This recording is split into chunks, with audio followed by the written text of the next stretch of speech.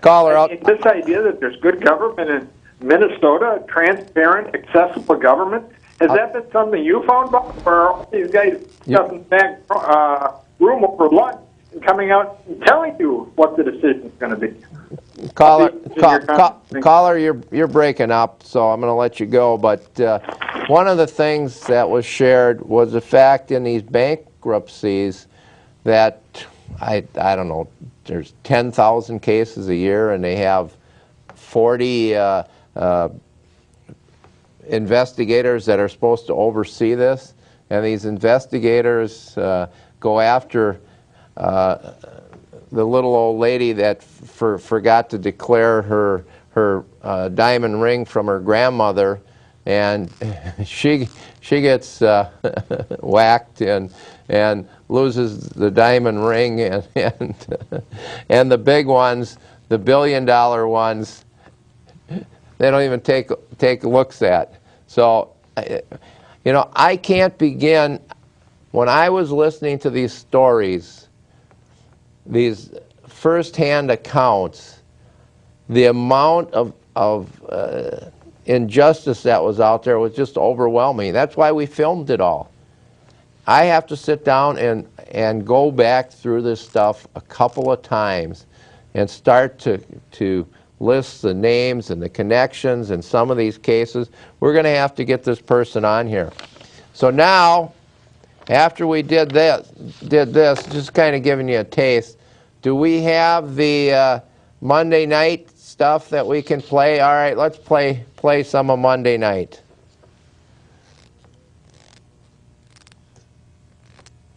Rolling Hills Mobile Home Park. No, this isn't where we wanted to start. I want to bring up on the issues at Rolling Hills Mobile Home Park. Okay. Chaos in the control room. Start with Rolling Hills Mobile Home Park. all right. Now we're going to have to come in and show you. I want to bring up on the issues Start with at the one with Mobile me. Home Park. You can see the pictures. Something has got to be done Now, wait. They can't do it. I should have given them the numbers. I mean, they're right there. There's a picture of them. There we go. Good evening, 505 and staff.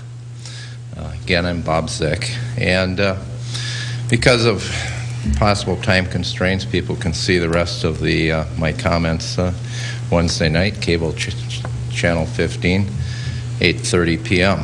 I want to address three issues to the council tonight: the Taste of Maplewood Carnival, the Maplewood Monthly, the Citizens Forum. First, what I call the failure of the carnival. And page 19 of your check register in your council packet, you paid $4,000 for a former $80,000 per year employee, Ms. Staples, to run a day-and-a-half carnival. You called it the Taste of Maplewood. My question to you, or to the city, is she currently receiving a taxpayer funding? Mr. Zick, you know, as we just said with Ms. Slutton, we're not going to talk about the staff here. You can communicate to the city manager your issues. This council has nothing to do with the staffing, and so move on to a council item, please. Well, you know, I think when somebody brings forward questions and, you know, and I bring the question forward about a $4,000, you know, I think that was just one great gig. I mean, you extrapolate that's $104,000 a year. You know, and this whole that's kind of like $100,000 box lunches, isn't it, Mr. Zick? Probably it is. Okay.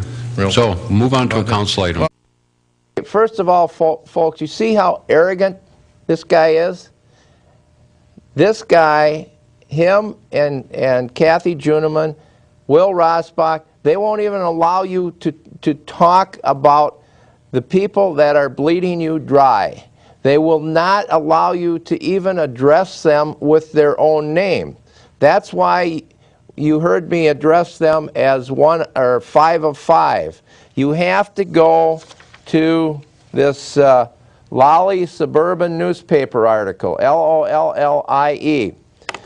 I am Rossbot of Maplewood, he declared. Resistance is futile. Your life as it has been is over. From this time forward, you will serve us. Now I want to find out the part where they talk about because you cannot any longer talk about here. Despite its promise of, first of all, I don't know if we can switch the camera here. Switch the camera. Just switch the camera. There you go. Excellent back there. There's Rossbach in his headgear, mind control. All right. Okay. Now we go on here. It says that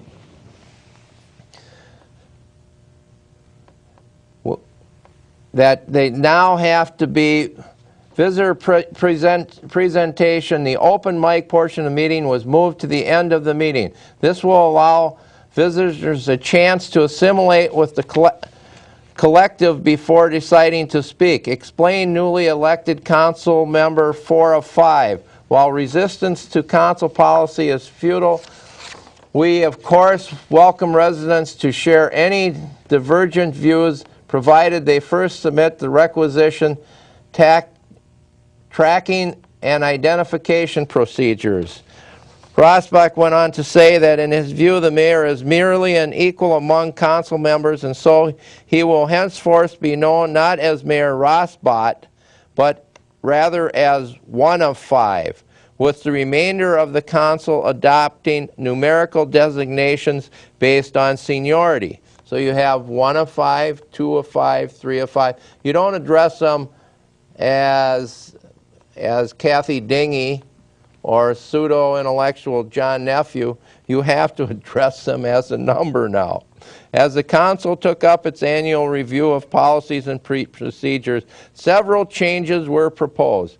Given the council's common purpose, the council altered its rules to remove the need to second motions or vote. Instead, the council now chants each motion together with a creepy monotone as a sign of unanimous adoption for every action. Meetings are dramatically shortened as a result. It goes on. It's a good article, folks. You need to read this stuff. But from now on, we refer to them as 1 of 5, 2 of 5, 3 of 5, and collectively they're 5 of 5.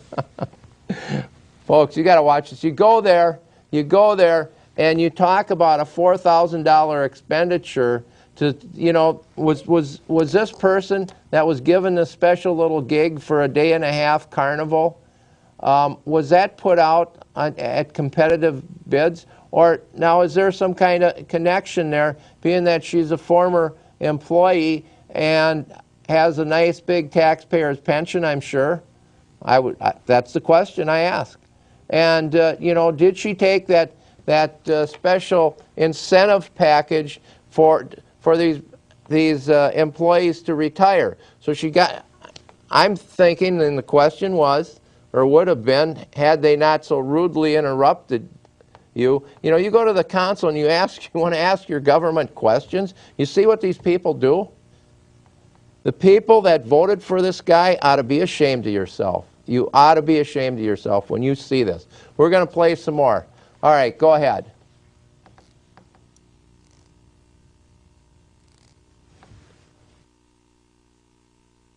Steelers wheels. There's clowns to the left of me. There's Jokers on the right. Jokers to the right of me. And here you are stuck in the middle. Here I am stuck in the middle. So, absolutely. All right, so let's go on to the Maplewood Monthly because you don't want to talk to the public, I guess. It looks like, I have to say, it looked like a kid's coloring book with all the incompatible colors. You know, we're talking about budgets here and the cost and why this city is in, you know, going into bankruptcy. And so you get rid of an independent contractor.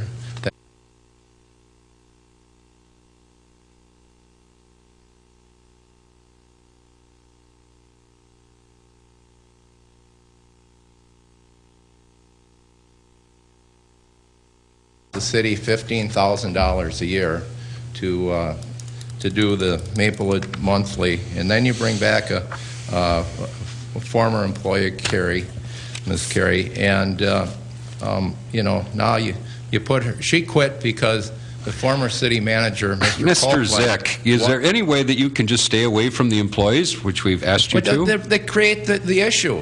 I mean, you guys. The issue, if you want to talk about the Maplewood Monthly and your dissatisfaction with it, feel free.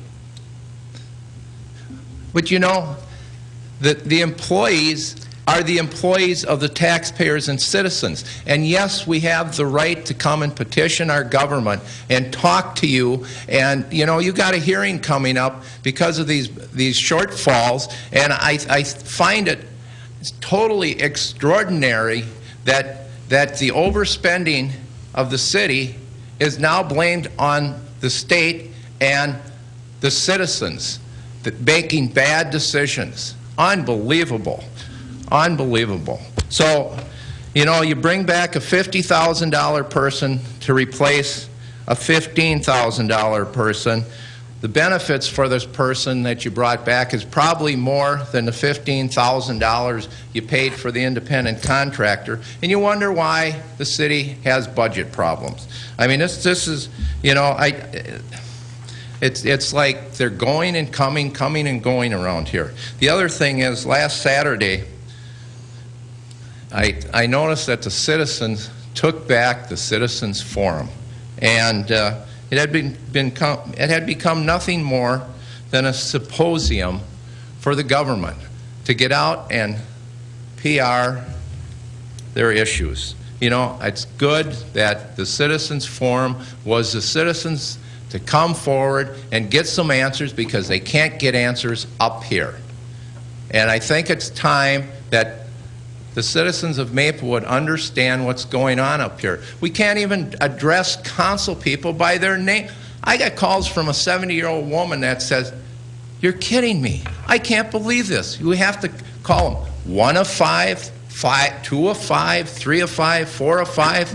Can't talk about the issues and the city staff that's causing some of this stuff." Mr. Rosbach, you ought to be ashamed of yourself. I do want to say it's good to see the real city manager back again. Thank you. Thank you. Anybody else?